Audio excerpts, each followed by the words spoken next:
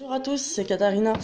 Alors voilà, aujourd'hui je voulais vous parler d'un petit accident qu'il y a eu sur Châlons-en-Champagne. Apparemment, il y aurait un petit jeune qui s'est fait agresser au couteau dans un petit jardin de Châlons. Donc quand on n'habite pas très loin, c'est vrai que ça peut faire peur. Surtout que moi qui ai des enfants, c'est vrai que ça fait beaucoup peur, quoi. Et je voulais parler d'une deuxième décision que Macron a prise là pour les immigrants. J'ai été voir une vidéo d'une femme extrêmement touchée par ce cas-là. Pensez-vous qu'il y a trop d'immigrants en France et est-ce que vous pensez que Macron a raison de ne plus en faire rentrer? Moi, mon opinion, c'est que je pense que il y a de la place pour un, il y en a pour 10. Et c'est pas des immigrants en plus qui vont nous mettre dans la merde. S'ils disent que, soi-disant, c'est la crise. Crise qui me fait bien rire en sachant que sa femme ose mettre des robes à 10 000 € et j'en passe. Et sans compter que c'est la crise et ils ont quand même assez d'argent pour faire des radars. Et j'en passe beaucoup, parce que sinon on n'en aurait pas fini avec tout ça. Mais ouais, comment on peut dire que c'est la crise et après dire, voilà, que les riches il leur faut ci, il leur faut ça, alors qu'en fait les pauvres, voilà, ils sont déjà dans la merde, mais j'ai l'impression que les pauvres, on a encore plus envie de les foutre dans la merde. Mais vous croyez qu'il va se passer quoi? Vous croyez que un jour, ces personnes-là qui sont RSA, qu'ils ont plus d'aides, si vous enlevez les aides sociales, ces gens-là, un jour, ils vont manifester. Voilà, en fait, même qu'on manifeste, même qu'on en parle, on a l'impression que ça mène à rien.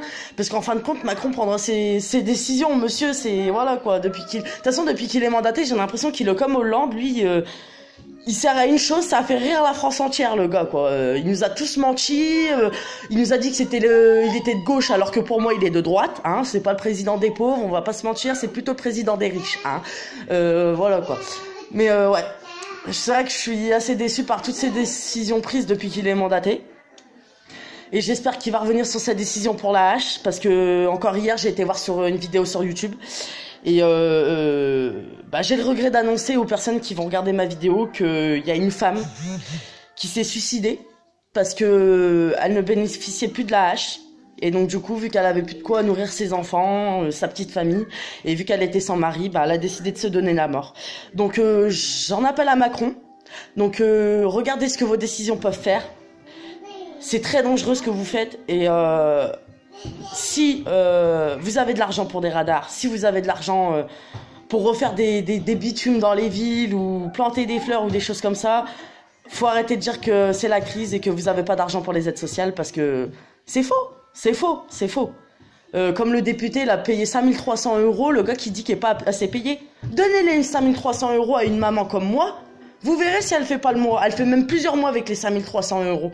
Le gars, il ose dire qu'il n'est pas assez payé, alors que les 5 300 €, il se les met dans la poche, puisque ses voyages SNCF, il les paye pas, et il y a beaucoup de choses qu'il paye pas. Donc ça veut dire que vraiment, les 5 300 €, la somme totale, il se les met vraiment dans la poche pour sa gueule, quoi. C'est impressionnant. Et le gars, il ose se ramener à la télé en disant, ouais, je suis pas assez payé, Non, mais nous, on n'est même pas, moi, en tant que maman de 3 enfants, je suis payé 1 000 €. Mais 1 000 €. Vous enlevez vos factures. Vous enlevez le loyer. La bouffe, il n'y a plus rien. Il n'y a plus rien. Il n'y a plus de sous, il n'y a plus rien, malheureusement. C'est comme ça, c'est la vérité. C'est malheureux. Et s'il n'y a plus les aides sociales, malheureusement, toute personne au RSA je pense que tout le monde qui est au RSA vers le 20-25, il galère. Parce que moi, c'est mon cas. Franchement, sans aide sociale, on est foutu, Et pendant que vous y êtes, vous voulez pas retirer les restos du cœur, les secours populaires, le secours catholique, vous voulez pas retirer tout ça aussi pendant que vous y êtes. Non mais où on va là, sérieux, où on va? Moi je trouve ça aberrant. Donc voilà, je viens de faire une vidéo sur j'ai un peu tout mélangé. Mais dites-moi ce que vous en pensez et n'hésitez pas à commenter, à aimer et pourquoi pas à vous abonner. Je vous remercie beaucoup. C'était Maître Katharina. À plus.